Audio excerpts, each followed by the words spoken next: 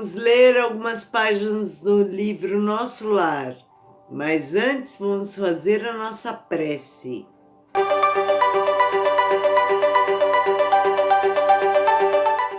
Então, sentem-se confortavelmente, respirem fundo, acalmem os pensamentos.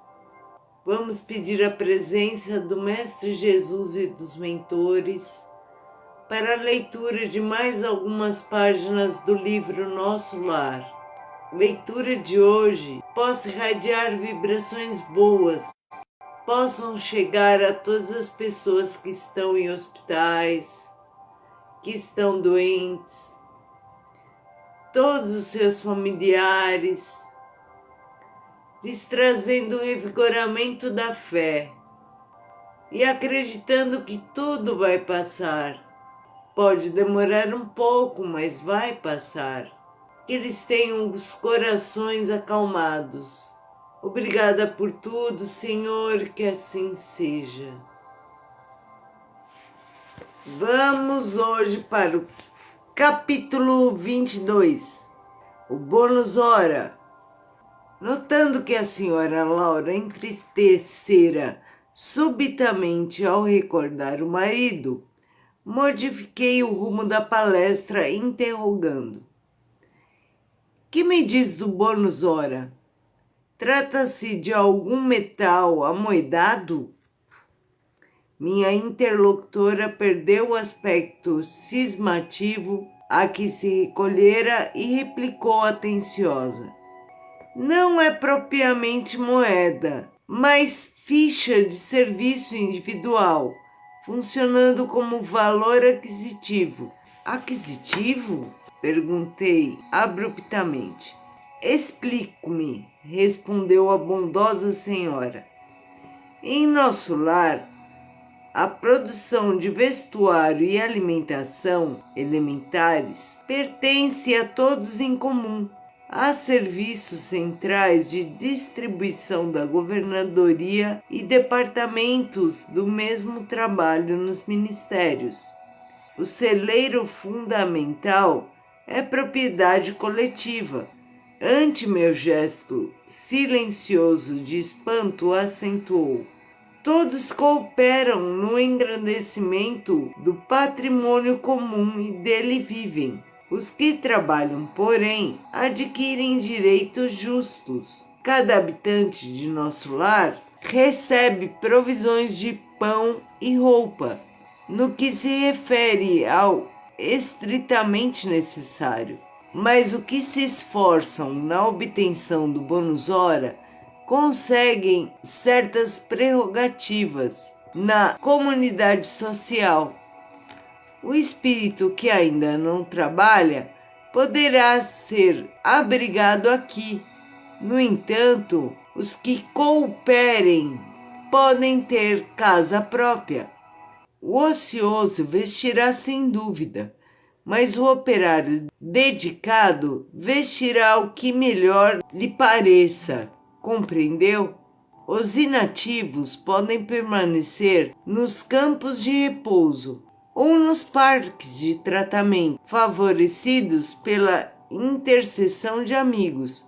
Entretanto, as almas operosas conquistam bônus hora e podem gozar a companhia de irmãos queridos nos lugares consagrados ao entretenimento, ou o contato de orientadores sábios nas diversas escolas dos ministérios em geral.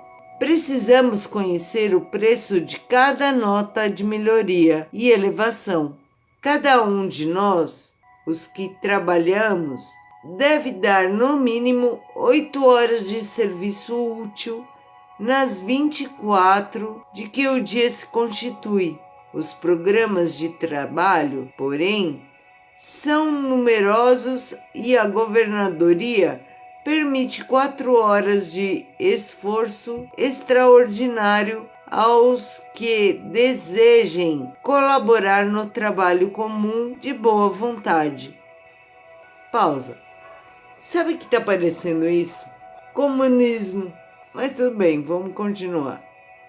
Desse modo, há muita gente que consegue 72 bônus hora por semana, sem falar dos serviços sacrificiais, cuja remuneração é duplicada e às vezes triplicada. Mas é esse o único título de remuneração? Perguntei. Sim, é o padrão de pagamento de todos os colaboradores da colônia, não só na administração, como também na obediência. Lembrando as organizações terrestres, indaguei espantado. Todavia, como conciliar semelhante padrão com a natureza do serviço? O administrador ganhará 8 bônus hora na atividade moral do dia e o operário do transporte receberá a mesma coisa? Não é o trabalho do primeiro mais elevado que o do segundo? A senhora sorriu à pergunta e explicou. Tudo é relativo. Se na organização ou na subalternidade o trabalho é de sacrifício pessoal, a expressão remunerativa é justamente multiplicada. Examinando, porém, mas detidamente a sua pergunta, precisamos, antes de mais nada, esquecer determinados prejuízos da terra. A natureza do serviço é problema dos mais importantes.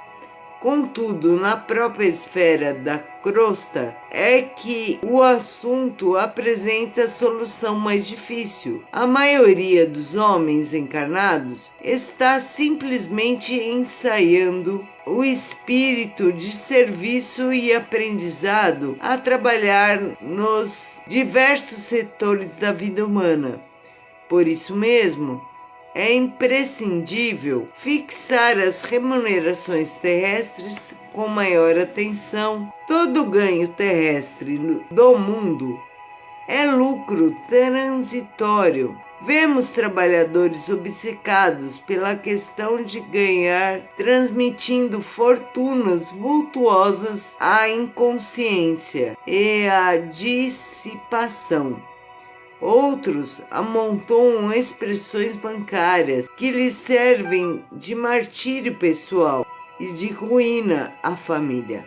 Por outro lado, é indispensável considerar que 70% dos administradores terrenos não pesam os deveres morais que lhes competem, e a mesma porcentagem pode ser adjudicada a quantos foram chamados à subordinação. Vivem quase todos a confessar a ausência do impulso vocacional, recebendo embora os proventos comuns a cargos que ocupam.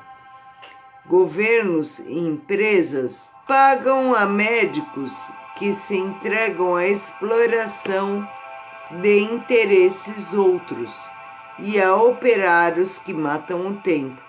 Onde aí a natureza do serviço? Há técnicos de indústria econômica que nunca prezaram integralmente a obrigação que lhes assiste e valem-se de leis magnânimas, à maneira de moscas venenosas no pão sagrado, exigindo abonos, facilidades e aposentadorias. Creia, porém, que todos pagarão muito caro a displicência. Parece ainda distante o tempo em que os institutos sociais poderão determinar a quantidade de serviço dos homens, porque, para o plano espiritual superior, não se especificará teor de trabalho, sem a consideração dos valores morais despendidos. Essas palavras despertavam-me para concepções novas. Percebendo-me a sede de instrução, a interlocutora continuou: o verdadeiro ganho da criatura é de natureza espiritual e o bônus hora em nossa organização modifica-se em valor substancial, segundo a natureza de nossos serviços.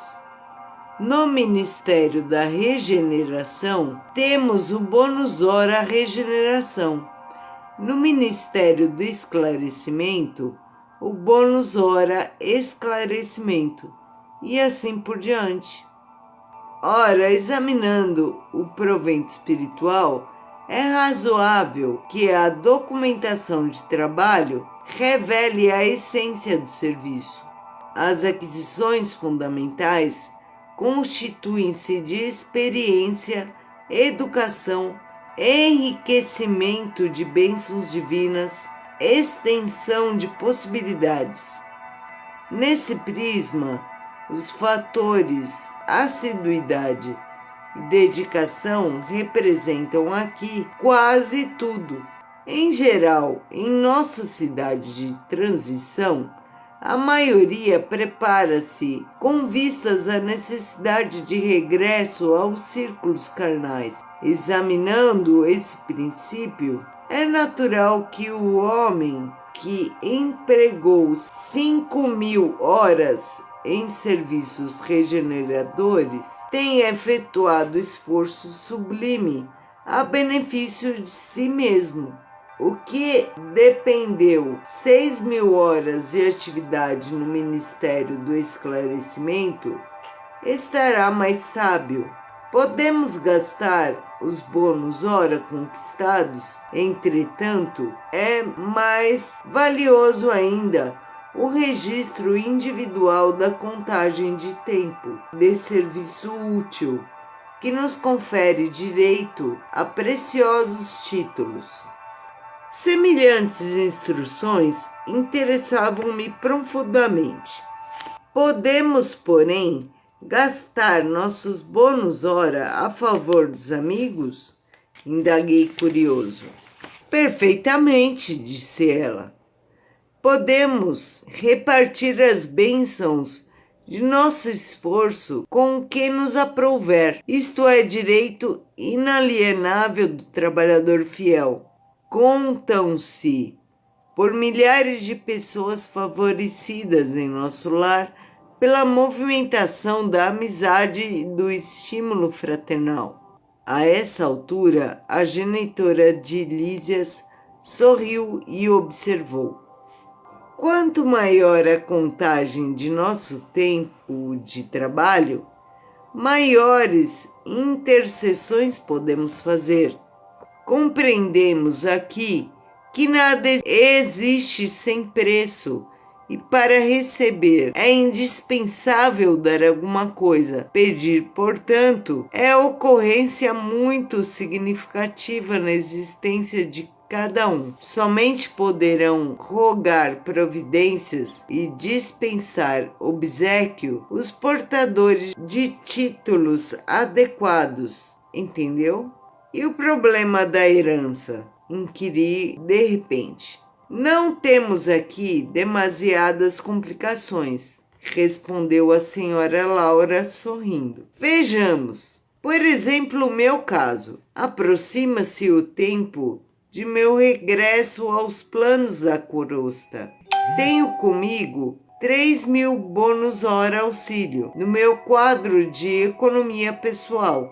Não posso legá-los à minha filha que está a chegar, porque esses valores serão revertidos ao patrimônio comum, permanecendo minha família apenas com o direito de herança ao lar. No entanto, minha ficha de serviço autoriza-me a interceder por ela e preparar-lhe aqui trabalho e concurso amigo, assegurando-me igualmente o valioso auxílio das organizações de nossa colônia espiritual durante minha permanência nos círculos carnais.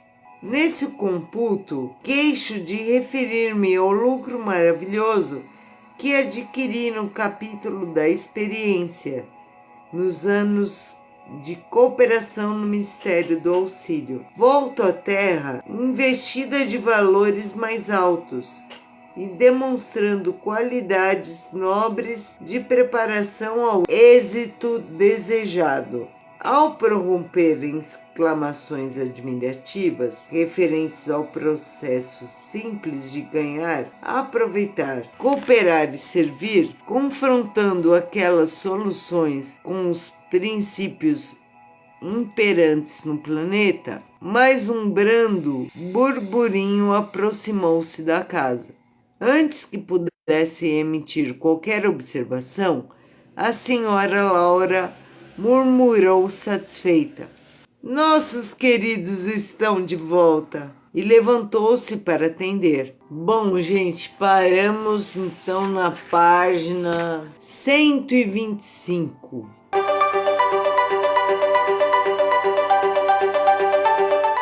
Jesus querido, mentores, obrigada pela leitura de mais algumas páginas do livro Nosso Lar. Que possam ter saído daqui vibrações boas, que cheguem aos seus destinatários, todas as pessoas que estão doentes, que estão em hospitais, cheguem também aos seus familiares, lhes renovando a fé. Obrigada por tudo, Mestre. Sabemos que está sempre conosco. Que assim seja. Boa noite, gente!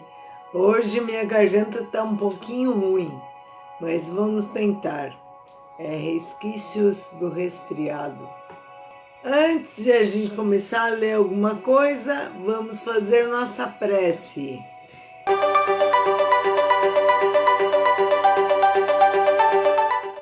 Então, fechem os olhos físicos, respirem profundamente, acalmem seus pensamentos.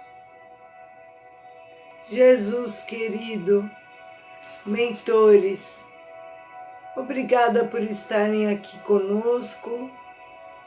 Pedimos que nos acompanhem na leitura do livro Ave Cristo.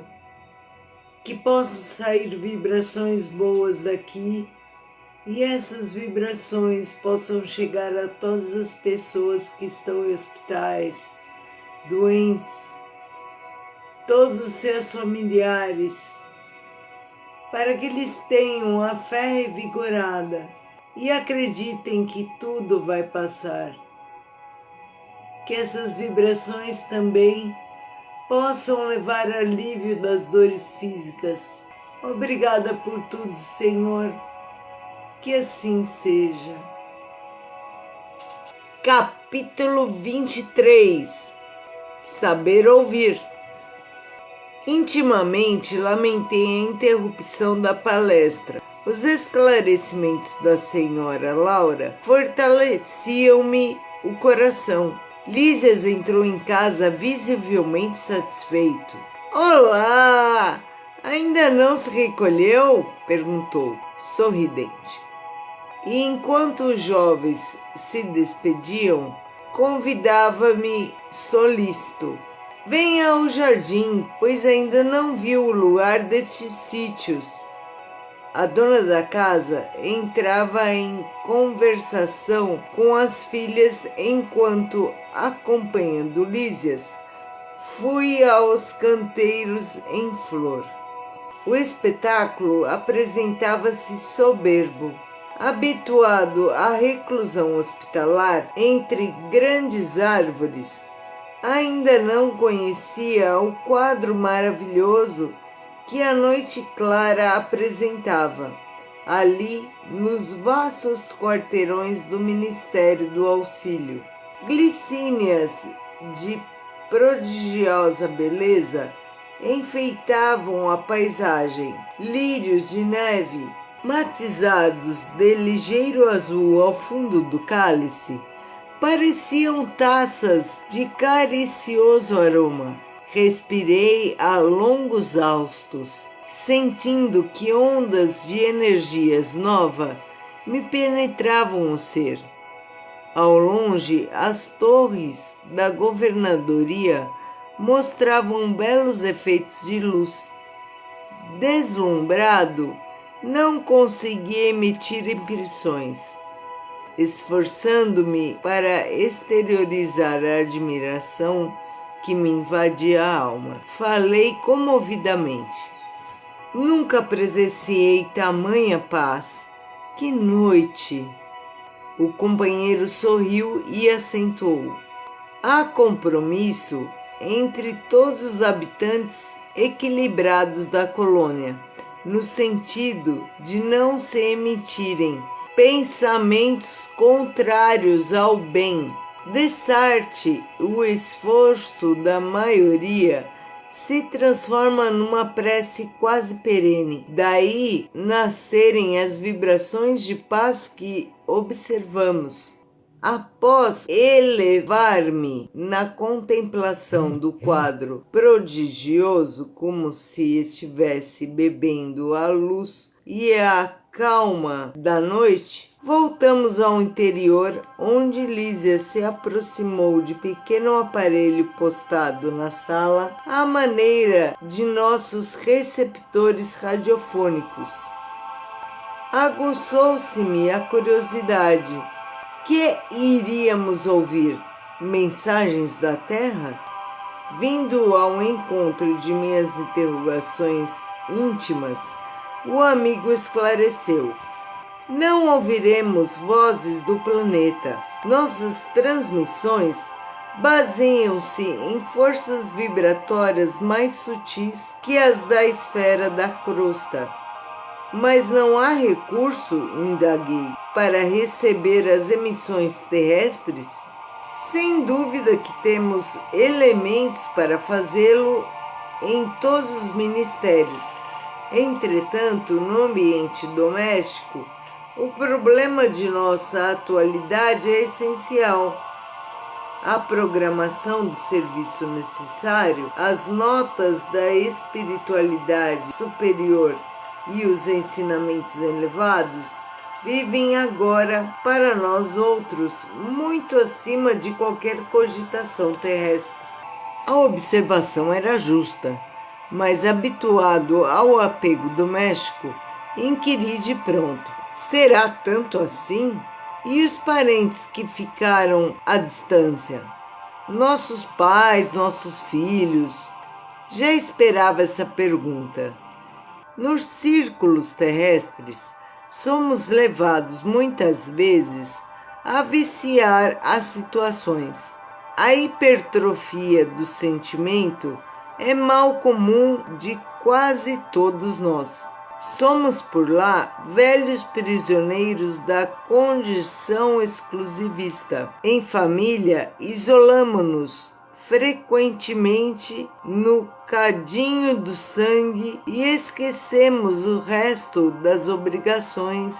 Vivemos distraídos dos verdadeiros princípios da fraternidade. Ensinamo-los a todo mundo, mas em geral, chegado o momento do testemunho, somos solidários apenas com os nossos. Aqui, porém, meu amigo, a medalha da vida apresenta outra face. É preciso curar nossas velhas enfermidades e sanar injustiças. No início da colônia, todas as moradias, ao que sabemos, ligavam-se com os núcleos da evolução terrestre. Ninguém suportava a ausência de notícias da parentela comum. Do Ministério da Regeneração ao da Elevação, vivia-se em constante guerra nervosa. Boatos assustadores perturbavam as atividades em geral. Mas, precisamente há 2 séculos, um dos generosos ministros da União Divina compelia a governadoria a melhorar a situação. O ex-governador era talvez demasiadamente tolerante. A bondade desviada provoca indisciplinas e quedas. E de quando em quando, as notícias dos afeiçoados terrestres punham muitas famílias em polvorosa.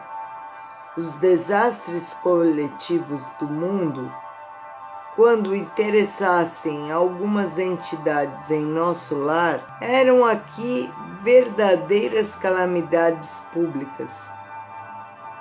Segundo o nosso arquivo, a cidade era mais um departamento do umbral que propriamente zona de refazimento e instrução. Amparado pela união divina, o governador proibiu o intercâmbio generalizado. Houve luta. Mas o ministro generoso, que incrementou a medida, valeu-se do ensinamento de Jesus, que manda os mortos enterrarem seus mortos. E a inovação se tornou vitoriosa em pouco tempo. Entretanto, objetei, seria interessante colher notícias dos nossos amados em trânsito na Terra. Não daria isso mais tranquilidade à alma? Lísias, que permanecia junto ao receptor, sem ligá-lo, como interessado a me fornecer explicações mais amplas, acrescentou: observe a si mesmo a fim de ver se valeria a pena. Está preparado, por exemplo, para manter a precisa serenidade, esperando com fé e agindo com os preceitos divinos, em sabendo que um filho de seu coração está caluniando ou caluniado? Se alguém o informasse agora de que um dos seus irmãos consanguíneos foi hoje encarcerado como criminoso, teria bastante força para conservar-se tranquilo? Sorri desapontado.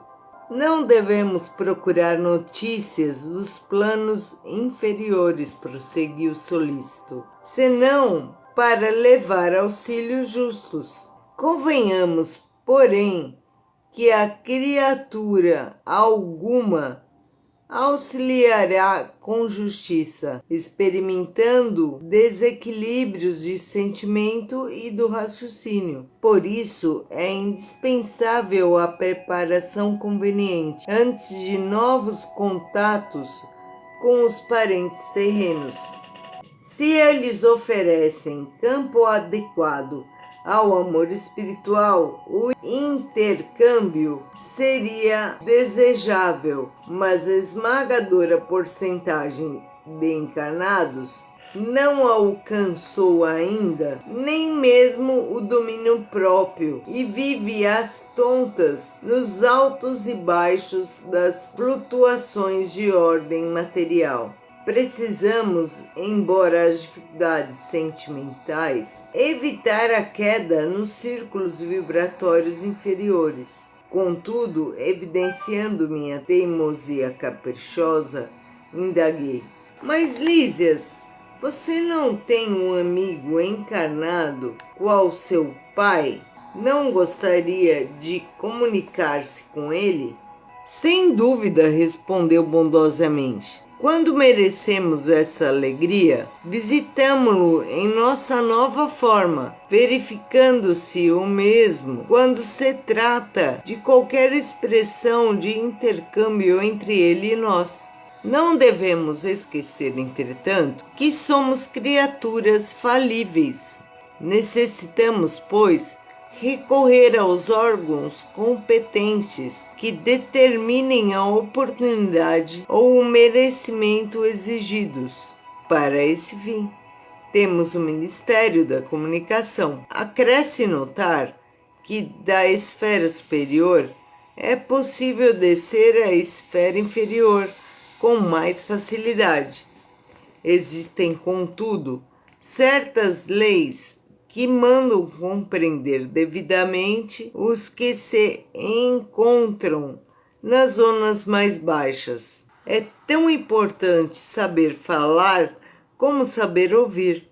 Nosso lar vivia em perturbações porque não sabemos ouvir.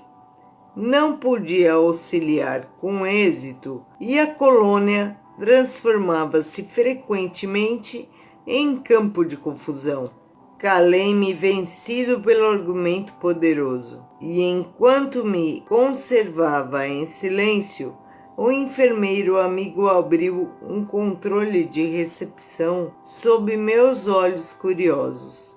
Já imaginaram que legal? Ter um rádio que você se comunica diretamente com o pessoal que já está lá no plano espiritual, que já morreu aqui na Terra, e vice-versa. Meu, é muito legal. Mas ele tem razão, né? O Lísias está falando certo. Não ia dar muito certo. Já pensou você ficar sabendo? Vai, você morre. Está lá no plano espiritual, que nem o caso que a gente viu aqui da menina, da neta da Laura. Então você morreu. Aí você descobre lá, já estando lá, que o seu marido ou a sua mulher está se casando, está namorando outra pessoa. Não ia dar muito certo. A gente tem que crescer muito. Capítulo 24. O impressionante apelo. Ligado ao receptor, suave melodia derramou-se no ambiente, embalando-nos em harmoniosa sonoridade. Vendo-se no espelho da televisão a figura do locutor no gabinete do trabalho. Daí a instantes começou ele a falar. Emissora do posto 2 da moradia. Continuamos a irradiar o apelo da colônia em benefício da paz na Terra. Conciliamos os colaboradores de bom ânimo a congregar energias no serviço da prestação do equilíbrio moral nas esferas do globo. Ajudai-nos, quantos puderem ceder algumas horas de cooperação nas zonas de trabalho que ligam as forças obscuras do umbral à mente humana. Negras falanges da ignorância, depois de espalharem os fachos incendiários da guerra na Ásia, cercam as nações europeias, impulsionando-as a novos crimes. Novo núcleo, junto aos demais que se consagram ao trabalho de higiene espiritual, nos círculos mais próximos da crosta, denuncia esses movimentos dos pobres concentrados do mal, pedindo o concurso fraterno e auxílio possível. Lembrai-vos de que a paz necessita de trabalhadores de defesa. Colaborai conosco na medida de vossas forças, a serviço para todos, desde os campos da crosta às nossas portas. Que o Senhor nos abençoe. Interrompeu-se a voz, ouvindo-se divina música novamente. A inflexão do estranho convite abalara-me as fibras mais íntimas. Veio Lísias em meu socorro, explicando. Estamos ouvindo Moradia, velha colônia de serviços muito ligado às zonas inferiores. Como sabe, estamos em agosto de 1939. Seus últimos sofrimentos pessoais não lhe deram tempo para ponderar sobre a angustiosa situação do mundo, mas posso afiançar que as nações do planeta se encontram na iminência de tremendas batalhas. Que diz? Indaguei aterrado. Pois não bastou o sangue da última grande guerra? Lísia sorriu, fixando em mim os olhos brilhantes e profundos, como a lastimar em silêncio a gravidade da hora humana. Pela primeira vez, o enfermeiro amigo não me respondeu. Seu mutismo constrangera-me, assombrava-me sobretudo a imensidade dos serviços espirituais nos planos de vida nova a que me recolhera, pois havia cidades de espíritos generosos suplicando socorro e cooperação. Apresentara-se a voz do locutor com entonação de verdadeiro SOS. Vira-lhe a fisionomia abatida no espelho da televisão. Demonstrava ansiedade profunda nos olhos inquietos. E a linguagem? Ouvira-lhe nitidamente o idioma português, claro e correto. Julgava que todas as colunas espirituais se intercomunicassem pelas vibrações do pensamento. Havia ainda ali tão grande dificuldade no capítulo do intercâmbio, identificando-me as perplexidades. Lísias esclareceu: estamos ainda muito longe das regiões ideais da mente pura.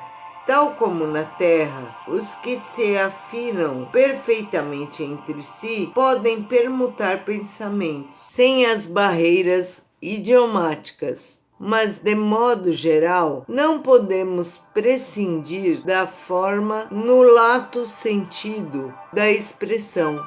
Nosso campo de lutas é imensurável. A humanidade terrestre, constituída de milhões de seres, une-se à humanidade invisível do planeta, que integra muitos bilhões de criaturas.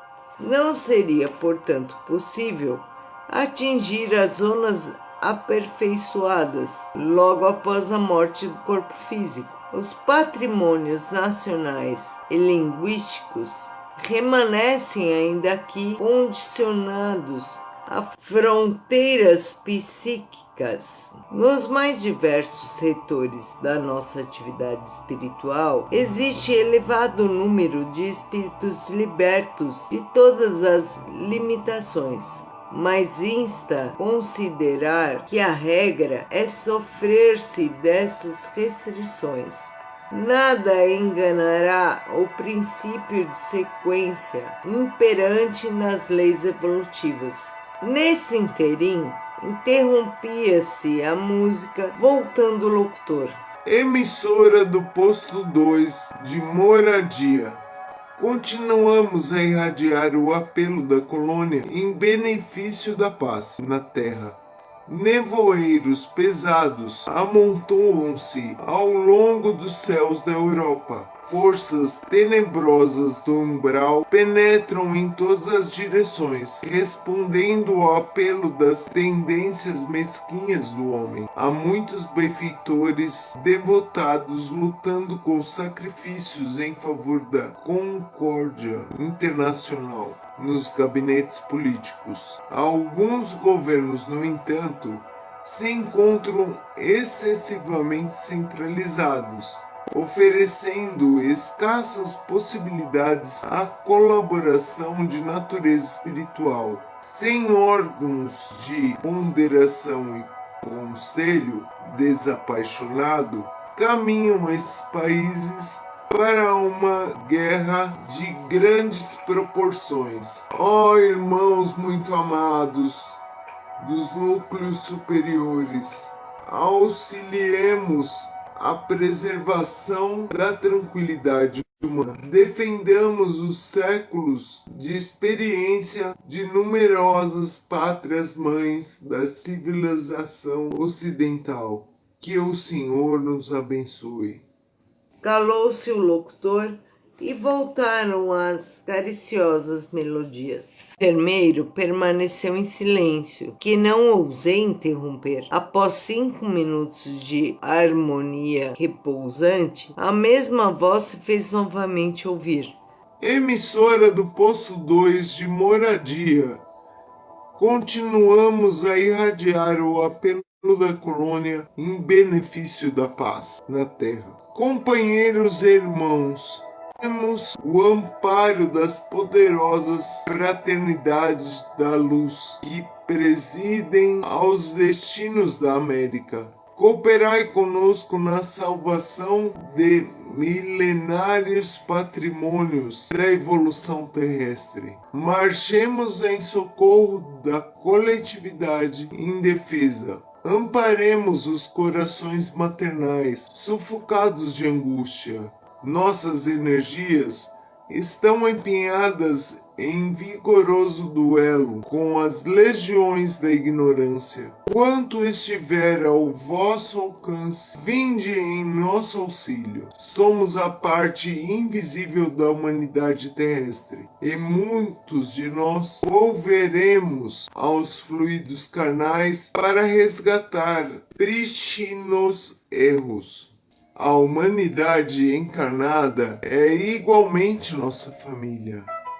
Unamo-nos numa só vibração. Contra o assédio das trevas, acendamos a luz. Contra a guerra do mal, movimentemos a resistência do bem.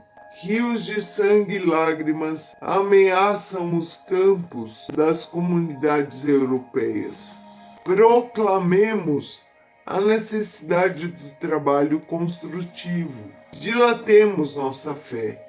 Que o Senhor nos abençoe. A essa altura, desligou Lísias o aparelho e viu enxugar discretamente uma lágrima que seus olhos não conseguiam conter. Num gesto expressivo, falou comovido. Grandes abnegados os irmãos de moradia. Tudo inútil, porém, assentou, triste, depois de ligeira pausa. A humanidade terrestre pagará em dias próximos terríveis tributos de sofrimento. Não há, todavia, recurso para conjurar a tremenda catástrofe? Perguntei sensibilizado. Infelizmente, acrescentou Lísias em tom grave e doloroso. A situação geral é muito crítica. Para atender às solicitações de moradia e de outros núcleos que funcionam nas vizinhanças do umbral, reunimos daqui numerosas assembleias. Mas o Ministério da União Divina esclareceu que a humanidade carnal, como personalidade coletiva, está nas condições do homem insaciável, que devorou o excesso de substâncias no banquete comum. A crise orgânica é inevitável. Nutriram-se várias nações de orgulho criminoso, vaidade e egoísmo feroz. Experimentam agora a necessidade de expelir os venenos letais, demonstrando, entretanto, o propósito de não prosseguir no amarguroso assunto. Lísias convidou-me a recolher. Paramos na página 135.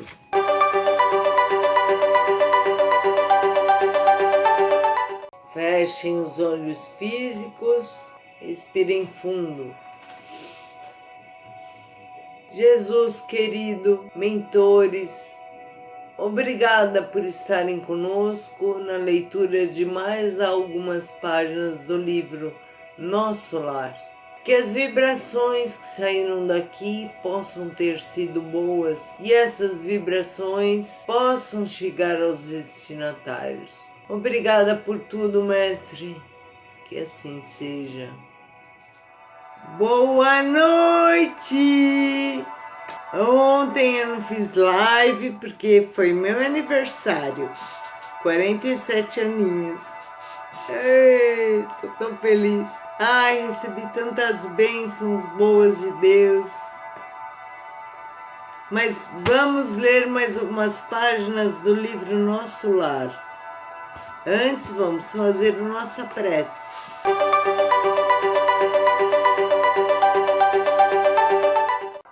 Sentem-se confortavelmente, fechem os olhos físicos, respirem fundo. Acalmem seus pensamentos. Jesus querido, mentores, obrigada por estarmos aqui. Pedimos que nos acompanhe neste momento, na leitura de mais algumas páginas do livro Nosso Lar. Que as vibrações que saiam daqui possam ser boas e possam chegar a todas as pessoas que estão doentes, todas as pessoas que estão em hospitais, seus familiares, lhes renovando a fé, alívio de dores físicas também, que tenham toda a certeza que tudo vai passar. Tenham a fé revigorada e acreditem que não estão sozinhos. Obrigada por tudo, Senhor, que assim seja. Gente, eu tô me sentindo a Mônica com esse cabelo e essa blusa vermelha. Não tô parecendo a Mônica? Capítulo 25. Generoso alvitre. No dia imediato, muito cedo, fiz leve refeição em companhia de Lísias e familiares. Antes que os filhos se despedissem rumo ao trabalho do auxílio, a senhora Laura encorajou-me o espírito hesitante, dizendo, bem-humorada: já lhe arranjei companhia para hoje, nosso amigo Rafael, funcionário da regeneração, passará por aqui a meu pedido. Poderá aceitar-lhe a companhia em direção ao novo ministério. Rafael é a antiga relação da nossa família e apresentá-lo-á em meu nome ao ministro Genésio. Não poderia explicar o contentamento que me dominou a alma. Estava radiante. Agradeci comovido, sem encontrar palavras que definissem meu júbilo.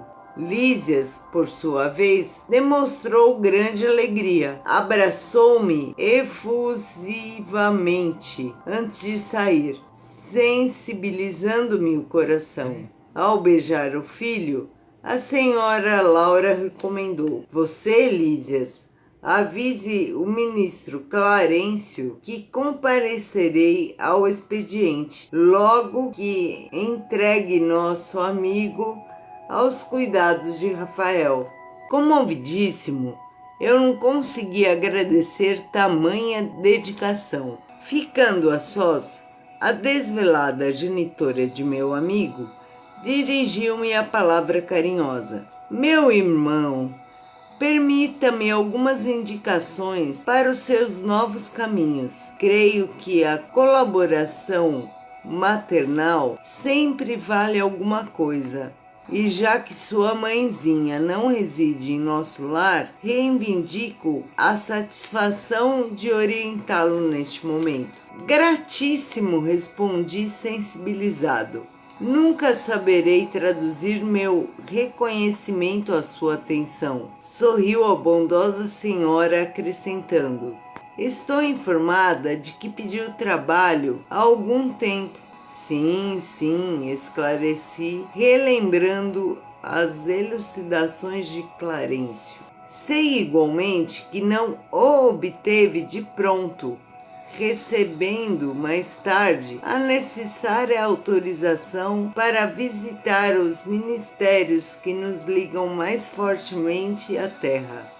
Esboçando significativa expressão fisionômica, a boa senhora acrescentou: é justamente nesse sentido que lhe ofereço minhas sugestões humildes. Falo com o direito de experiência maior. Detendo agora essa autorização, abandone, quanto lhe seja possível, os propósitos de mera curiosidade. Não deseje personificar a mariposa de lâmpada em lâmpada. Sei que seu espírito de pesquisa intelectual é muito forte. Médico estudioso, apaixonado de novidades e enigmas. Ser-lhe-á muito fácil deslizar na posição nova. Não esqueça que poderá obter valores mais preciosos e dignos que a simples análise das coisas. A curiosidade, mesmo sadia, pode ser zona mental muito interessante, mas perigosa por vezes.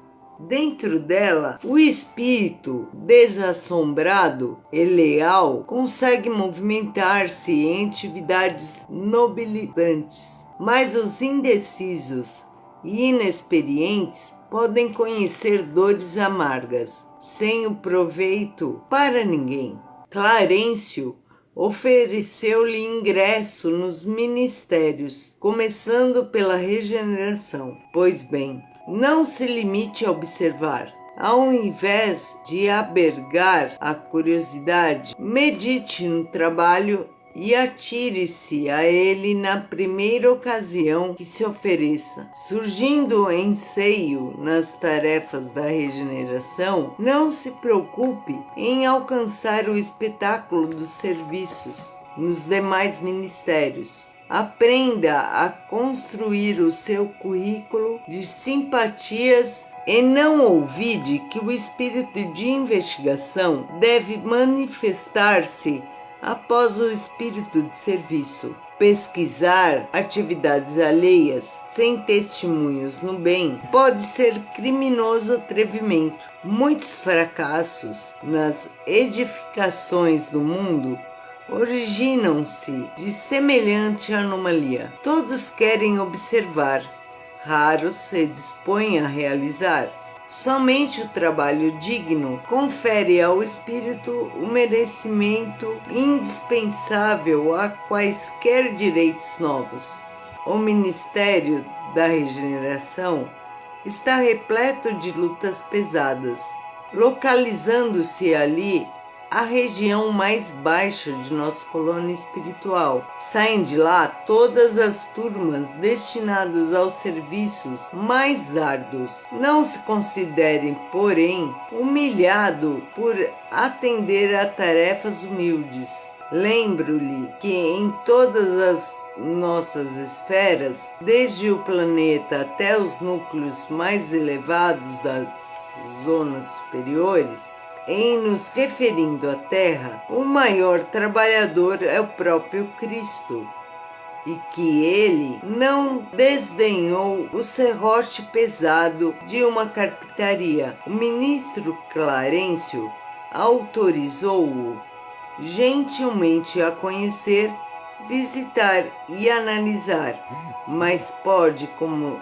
servidor de bom senso, converter observações em tarefa útil.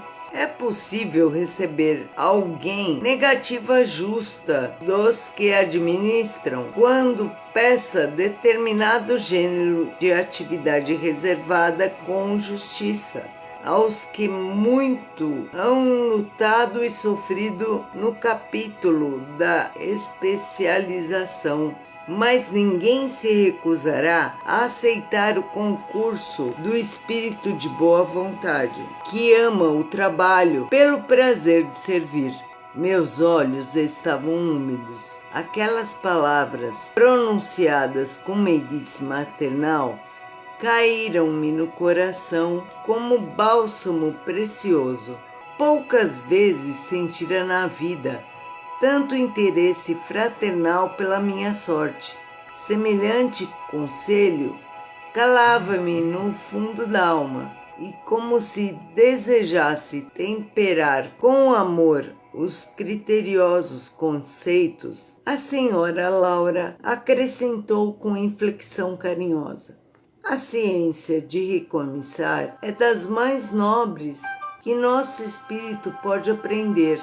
São muito raros os que compreendem nas esferas da crosta. Temos escassos exemplos humanos neste sentido. Lembremos, contudo, o de Paulo de Tarso, doutor do Sinédrio, esperança de uma raça, pela cultura e pela mocidade, alvo de geral atenção em Jerusalém, que voltou um dia ao deserto para recomeçar a experiência humana, como tecelão rústico e pobre. Não pude mais. Tomei-lhe as mãos como um filho agradecido e cobri-as de pranto jubiloso que me inundava o coração. A genitora de Lísias, agora de olhos fixos no horizonte, murmurou: muito grata, meu irmão. Creio que você não veio a esta casa atendendo ao merecimento da casualidade. Estamos todos entrelaçados em teia de amizade secular. Brevemente voltarei ao círculo da carne. Entretanto, continuaremos sempre unidos pelo coração. Espero vê-lo animado e feliz antes de minha partida. Faça desta casa a sua habitação. Trabalhe e anime-se confiando em Deus. Levantei os olhos rasos d'água, fixei-lhe a expressão carinhosa, experimentei a felicidade que nasce dos afetos puros e tive a impressão de conhecer minha interlocutora de velhos tempos. Embora tentasse debalde identificar-lhe o carinho nas reminiscências mais distantes. Quis beijá-la muitas vezes, com um enternecimento filial do coração, mas nesse instante alguém bateu à porta. Fitou-me a senhora Laura, mostrando indefinível ternura maternal, e falou: é Rafael que vem buscá-lo. Vá, meu amigo, pensando em Jesus. Trabalhe para o bem dos outros, para que possa encontrar o seu próprio bem. Capítulo 26. Novas perspectivas. Ponderando as sugestões carinhosas e sábias da mãe de Lísias, acompanhei Rafael convicto de que iria não às visitas de observações, mas ao aprendizado e serviço útil. Anotava surpreso os magníficos aspectos da nova região, rumo ao local onde me aguardava o ministro Genésio. Contudo, seguia Rafael em silêncio, estranho agora ao prazer das muitas indagações. Em compensação, experimentava novo gênero de atividade mental. Dava-me todo à oração, pedindo a Jesus que me auxiliasse nos caminhos novos, a fim de que não faltasse trabalho e forças para realizá-lo. Antigamente, avesso às manifestações da prece, agora a utilizava como valioso ponto de referência sentimental aos propósitos de serviço. O próprio Rafael, de quando em vez, lançava-me curioso olhar, como se não devesse esperar tal atitude de minha parte.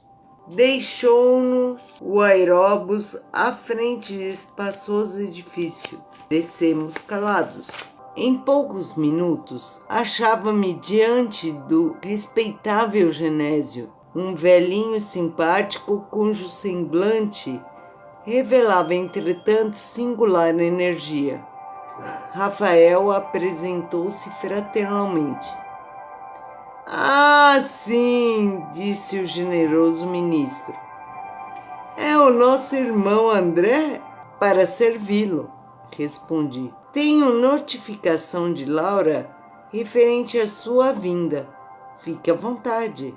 Nesse interim, o companheiro aproximou-se respeitosamente e despediu-se, abraçando-me em seguida. Rafael era esperado com urgência no setor de tarefas ao seu cargo. Fixando em mim os olhos muito lúcidos, Genésio começou a dizer: Clarencio falou-me a seu respeito com interesse. Quase sempre recebemos pessoal do Ministério do Auxílio em visita de observações, que na sua maior parte redundam em estágios de serviço. Compreendi a sutil alusão e obtemperei. Este é o meu maior desejo. Tenho mesmo suplicado às forças divinas que me ajudem o espírito frágil, permitindo que seja convertida a minha permanência neste ministério em estação de aprendizado.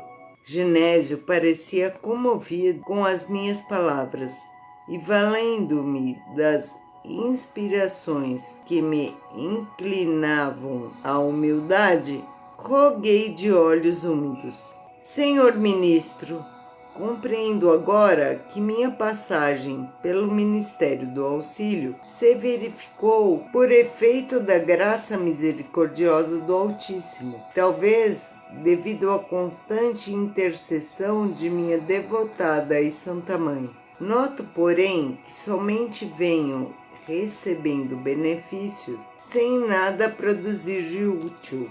Certo, meu lugar é aqui, nas atividades regeneradoras. Se possível, faça por obséquio. Seja transformada a concessão de visitar em possibilidade de servir. Compreendo hoje, mais que nunca, a necessidade de regenerar meus próprios valores. Perdi muito tempo na vaidade inútil. Fiz enormes gastos de energia na ridícula adoração de mim mesmo. Satisfeito, notava ele no fundo de meu coração a sinceridade viva.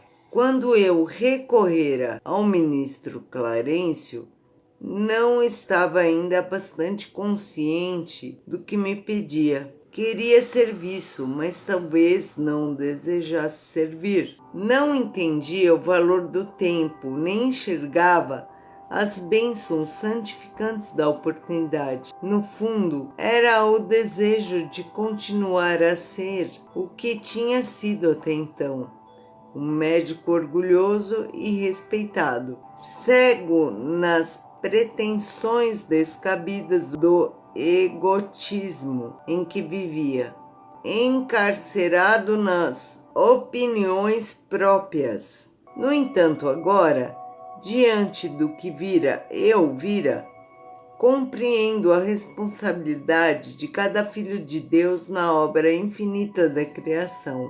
Punha nos lábios quanto possuía de melhor. Era sincero, enfim. Não me preocupava o gênero da tarefa, procurava o conteúdo sublime do espírito de serviço. O velhinho fitou-me surpreendido e perguntou: É mesmo você o ex-médico? Sim, murmurei acanhado. Genésio calou por momentos, como buscando resolução para o caso, dizendo então: Louvo seus propósitos e peço igualmente ao Senhor o conserve nessa posição digna. E, como que preocupado em levantar-me o ânimo e acender-me no espírito novas esperanças, acentuou: Quando o discípulo está preparado, o Pai envia o instrutor. O mesmo se dá relativamente ao trabalho. Quando o servidor está pronto, o serviço parece. O meu amigo tem recebido enormes recursos da providência. Está bem disposto à colaboração. Compreende a responsabilidade. Aceita o dever. Tal atitude é sumamente favorável à concretização dos seus desejos. Nos círculos carnais, costumamos felicitar um homem quando ele atinge prosperidade financeira ou excelente figuração externa. Entretanto, aqui, a situação é diferente. Estima-se a compreensão, o esforço próprio, a humildade sincera. Identificando-me, a ansiedade concluiu: é possível obter ocupações justas. Por enquanto, porém, é preferível que visite, observe, examine, e logo ligando-se ao gabinete próximo, falou em voz alta: solicito a presença de Tobias antes que se dirige às câmaras de retificação. Não se passaram muitos minutos e assomou à porta um senhor de maneiras desembaraçadas. Tobias, explicou Genésio atencioso, aqui tem um amigo que vem do Ministério do Auxílio em tarefa de observação. Creio de muito proveito para ele o contato com as atividades das câmaras retificadoras. Estendi-lhe a mão, enquanto o desconhecido correspondia afirmando gentil: às suas ordens. Conduza-o, prosseguiu o ministro, evidenciando grande bondade. André precisa integrar-se no conhecimento mais íntimo de nossas tarefas. Faculte-lhe toda a oportunidade de que possamos dispor. Prontificou-se Tobias, revelando a maior boa vontade. Estou de caminho, acrescentou ele bem-humorado. Se deseja acompanhar-me? Perfeitamente, respondi satisfeito. O ministro Genésio abraçou-me comovido, com palavras de animação. Segui Tobias resolutamente. Atravessamos largos quarteirões, onde numerosos edifícios me pareceram colmeias de serviço intenso. Percebendo-me a silenciosa indagação, o novo amigo esclareceu: temos aqui as grandes fábricas de nosso lar. A preparação de sucos, de tecidos e artefatos em geral. Dá trabalho a mais de 100.000 criaturas, que se regeneram e se iluminam ao mesmo tempo. Daí a momentos, penetramos no edifício de aspecto nobre. Servidores numerosos iam e vinham. Depois de extensos corredores, deparou-se-nos vastíssima escadaria, comunicando com os pavimentos inferiores. Desçamos, disse Tobias em tom grave, e notando minha estranheza, explicou solícito: as câmaras de retificação estão localizadas nas vizinhanças do umbral. Os necessitados que aí se reúnem não toleram as luzes nem a atmosfera de cima, nos primeiros tempos de moradia em nosso lar. Paramos na página 145.